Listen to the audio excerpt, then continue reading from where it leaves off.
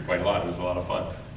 Again, and that was, it was a monthly book, or was that? It was a monthly anthology book, Okay. so it was it was 8 pages.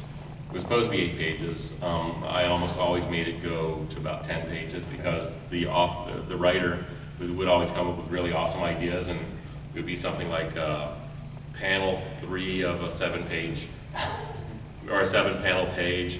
Panel 3 is the first shot of this city in the future where Johnny lives, and I was like, that's not right. We can't just have like little things there. So I insisted that be a 2-page spread instead, which slowed me down, but also looked better. Excuse me. And you know, because your style is very intricate and time-consuming, that it may not work on a monthly schedule, and some fans get upset when books aren't on time, but really I think it stands the test of time when you pick up that collected book. You know, a year I generally road, think that's true. Like, no one really cares that Yeah. your book was a month late or 2 months late. No, but it's still, but they'll never let that go. Any other questions? Yes. How much do you enjoy like creating and drawing your own characters versus sort of? It's a different sort of a thing. It does, the things I create for myself don't hold the same place. It doesn't make any sense, but they don't hold the same place in my heart. So they may be, so even Monkeyman and O'Brien, which I had a great deal of fun doing, but when I sat down, basically Eric Larson called me up and said, hey, you should make up your own thing. And I was like, I have no ideas. And half hour later I said, I came up with Monkeyman and O'Brien. And then an hour later I said, oh crap, I just made up Angel and the Ape. It might have been a week, it might not have been a day, I'm not the fastest guy.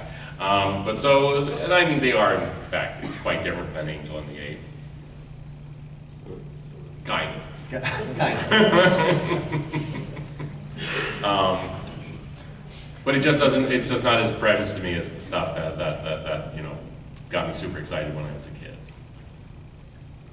Like some creator-owned books out there, like, you know, they seem very personal, or they've had this gestating for years. Like, Yeah. you know, Hellboy is Mike Mignola's, Sure.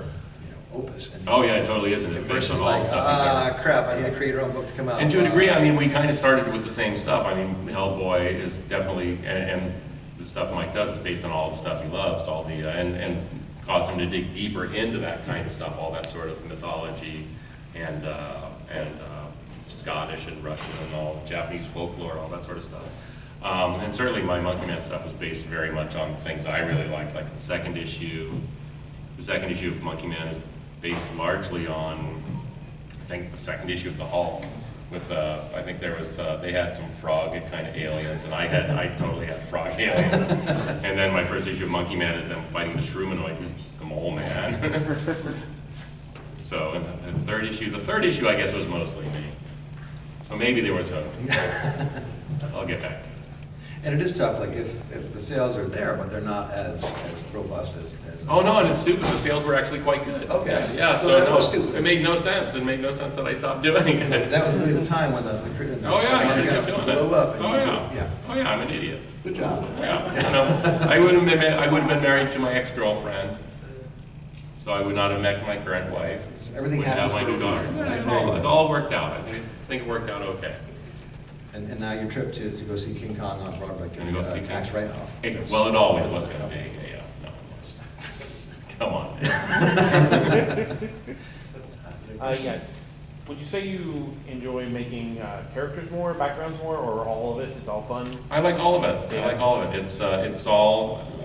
I like comics, so I like everything about doing comics. I like doing the figures. I like doing the characters. You know, I'm not crazy about drawing guns, just because I don't think I'm very good at it. Mm-hmm. Just the whole, and also if you draw a real gun and like in a reasonably sized human hand, it doesn't really look like anything when you draw it in a comic book. It looks silly to me. So if I draw a gun, I'd rather draw some really big, ridiculous thing that you know looks like it should be in some stupid science fiction movie, right? Going back to how did the Legends thing come together? Did you guys all know each other? Did you know a couple guys? I knew a couple of guys. It was basically, it was shortly after Image started, and the Image guys were always very nice to me. They invited me to join join with them, but basically it's like I knew these other guys already, and I was comfortable hanging out with those guys. And a lot of them were a little bit older than me, so they were like, some of the guys were like big influences on me. Like Walter was originally going to be part of Legend, but he decided to go do something else. He didn't get along with Dark Horse Comics, for perfectly understandable reasons for him. So basically it was just people that I was more comfortable being around. Because the Legend, like the Image guys were always nice, but they were more impressed with me than I wanted them to be. I needed guys who would make fun of me. I don't know why that is. That's not very smart, is it? Yes, sir. So you were mentioning earlier, so have you ever actually had an inker change something on your work? To a minor degree, like nothing serious. It's, most of the things that I've always made things difficult on other people who work for me, or not for me, but with me, because I'm just often so late on projects. So that often means that inkers or colorists kind of have to try to catch up the slack where it's possible. So I'm very thankful, for every guy, I'm very thankful for what they were able to do. Just some cases, it just wasn't quite what I liked. I did a Hulk, saw 3 issues of Hulk that were inked by a friend of mine named Walden Wong. And one of the things I liked the best about it is that he's local. So what basically I would do, and he understood the deal, so I told him from the very beginning. I've known Walden since he was a kid, and then he worked at a bank and then decided to become an inker. And he's a sweet guy. He's a unicorn. He's a human unicorn. You don't want to curse around him or like say anything rude or naughty. He's a super nice fellow. So anyway, I told him just ink the lines that I gave you, bring it back to me, I'll finish it. And also we have it's a modern time, so we have a nice big scanner. Yeah. And he didn't have that at home anyway, so it's easier for him just to come out and we can get it. And this was the Hulk run with Frank Joe did half. Yeah, no, I like that project. I wish we could get doing that one. Are there any inkers that you would like to work with at this point, or are you just totally comfortable to say? Not particularly, no. Well, mostly it can't help but sound kind of dismissive, and I don't really mean it that way. Most inkers nowadays got into comics to be inkers. Mm-hmm. You know what I mean? I And most inkers in the past were totally competent artists already, who just happen to have a speciality that they're a little better at, or a little quicker at inking maybe than they are at penciling. So that just helped get the process going along. So in most cases now, if I work with a modern inker, they're not necessarily able to fix any possible problems. They're perfectly good at following the lines that I might put down, but not necessarily particularly competent artists outside of that. Right. If that makes any sense. There are some people who are like, I kind of like to see a Kevin Nolan Totally. ink your work, but then it becomes a collaborative work. where it's- He inked me on, actually this was a funny one for Jonni Future. There was one story, it was a 2-parter, it was originally going to be inked by Bruce Timm. Oh, wow. So I did layouts for him, and I did them at the printed size, which is a size Bruce likes to work. So they were going to be like, they were drawn exactly the same size. And Bruce bailed. So the editor called up Kevin Nolan and asked him if he wanted to do it, and he was like, sure, no problem. And I was like, awesome, I'm gonna get some original Kevin Nolan art, because he's gonna fix all my terrible drawing. But Kevin thinks I know what I'm doing, and he just completely faithful to layouts that were not really finished. So I was like, why'd you do that? And also, he complains like, why'd you draw it so small? That was really weird. That's my fault. So the next one I drew slightly bigger, and he inked, and I penciled it much more tightly. And so it still doesn't look like Kevin Nolan. Okay. So there's, on that level for me, it was disappointing because I wanted to get some free Kevin Nolan artwork. Because he was famous for that for a while. There was, people, like artists would send in stuff and Kevin would just say, I'm not crazy about this, I'm gonna draw it my way. It's like, that's gonna be awesome. He's like, no, then I end up inking the other half of that story. And I think you can't even tell who inked which half. Any other questions? Yes, you in the back, sorry. Did you do any life drawing and that kind of thing when you were a young artist developing your skills? I did a little, not a great deal. I did a little.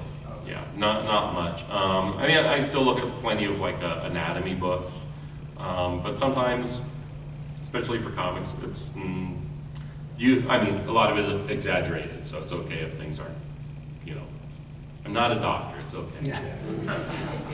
And your work is very dynamic and energetic and fun, and clearly you use Thank you. some kinds of reference to make like cars that lead Oh, sure. things, but you're not slavish to it. You're not bringing in like No, and even if I look like I'm sketch-up drawing like a car, I still want to like add some kind of personality to Yeah. it. So I'll try to make some weird perspective thing on it, or make it bend in ways they're not really supposed to bend. Yeah, no, I don't like the SketchUp. I've seen lots of people who I think are perfectly good artists that use the SketchUp and it just makes the work Do you dead. guys know what we're talking about, where they'll bring in like models into the artwork, Yeah. like either trace over it or, Yeah. it has a lifelessness to it, but It does, yeah. it's perfectly drawn, but it Yeah. doesn't have the There's- energy that no. they can bring to it. Yeah, I mean, even though, like there was an issue of Star Trek that was drawn by Gil Kane, when it was like he was inking himself like with the laundry markers and stuff. So it's awesome. It's like he drew the Enterprise like it was described to him on the phone. He's on this round part, and he's like, all right, I got it. That was a good one. That's the Kevin Nolan, one of the Kevin Nolan things. There was a job, not to speak ill of the dead, but it was Gil Kane, an editor at Wildstorm called up Gil Kane. Wildstorm had the rights to the Alien franchise, and asked, said, hey, Gil, do you want to draw Wildcats versus Alien? But we need an image for previews like next week. He said, no problem. He penciled a Wildcats character and a 50s alien. Yeah. Like in a spacesuit with a bubble head, like a monster head. And that even occurred to him that there was an alien called Alien. So that Kevin Nolan like erased that guy and drew in the alien monster. Yeah, that's what I wanted. Have you ever tried to work digitally, or do you just still go with traditional? I've never tried to work digitally, not that I have anything against it. I just haven't had time to figure out how to make it go. Yeah. And as my wife will be happy to tell you, I don't know how to do email attachments. Yeah. So, Really? well, you know. Good thing you're talented. Well, Incredibly and talented. my wife will do that. Yeah. Yeah. She's a nice lady. But I think we got about maybe 10 minutes left. Any more questions? Or if you guys want to go get lunch early, that's fine too. Yes, sir. From your early work on Longshot and Marvel Funfair, then I think you stabilized yourself from Monkey and O'Brien onwards. What would you say your influence were in the beginning, if there were any? Well, I was looking a lot at Michael Golden's artwork, and like I really, let's see, what did I have in front of me of Michael Golden's that were, I mean, they were super popular. It wouldn't be a surprise. I think it was a Doctor Strange issue and an Avengers issue that were really beautiful. And then various covers that he had done that I loved for things like ROM, Space Knight, and he did a couple of She-Hulk covers that were really nice. And then Walter Simonson's X-Men versus Teen Titans was like my Bible on how to draw team books, which I was drawing X-Men for the X-Men annuals. So I was really looking at a lot of what the work Walter did. I hadn't mentioned earlier, but actually Terry Austin was quite an artistic influence, because I really loved when he did some things, not just John Byrne, but inking. He did an issue of Marvel Premiere, I think, that was Alice Cooper, and he drew in all kinds of extra stuff in the background. I think it was penciled by Tom Sutton, I want to say. But Terry just went nuts on it. He just drew like crazy all over the place, and I always really liked his line work, and I liked that he filled up a page and added lots of textures. Like I liked his stone textures and brick textures and all that sort of stuff. It was stuff that really stood out to me compared to lots of other work that was available. And that's one of the things I liked about some of the things that Alfredo Alcala did with John Buscema. It's just I just thought it made it look like really beautiful illustration. Anybody else? Yes, sir. Must I make another one? Okay. You've drawn from lone characters like Longshot to superpower teams like X-Men and Fantastic Four, and unlikely team of Fantastic Four with Wolverine, Spider-Man. Oh, yeah. Yes. So what would you say your preference is? Do you like better to draw teams or lone characters. I like teams more because I've always worried that I would get bored with a single character, although I've not done enough to find out if that's true. But I tend to I liked Monkeyman and O'Brien. I like that it was, it was always those two characters and a villain or some other character that's coming along with them. So it still ended up being kind of a small team. And Longshot, they had lots of other spare characters around. But I just got attached to doing X-Men and stuff like that so early on that I think that's kind of what people expect. And I like doing it. I like having the different characters reacting to each other. Even if they're not speaking, I like them still. I like that I can make them all act with each other. And now you, one of your earlier works was the Action Comics Annual. Oh yeah, that was relatively early, yeah. Dick Giordano. Dick Giordano inked it. Which had a very different feel as well. It did. There was a variety of problems with that. And so one of the times when real life sometimes enters a job. When I was about a third in